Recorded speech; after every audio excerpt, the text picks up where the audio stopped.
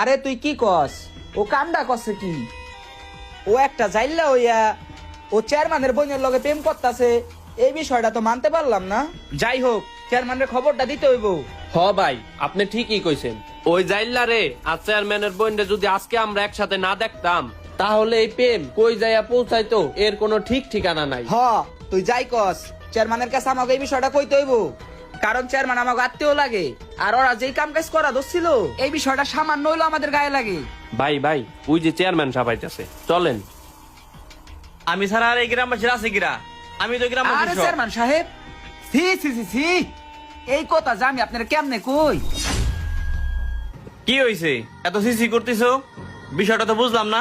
C C C C, আরে chairman সাহেব, আপনি আমাকে আত্মীয় লাগেন।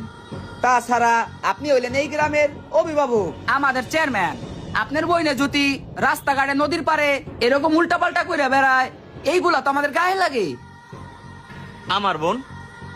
আমার বোন এখানে কই থেকে আসলো? আমার বোন আবার কি করছে?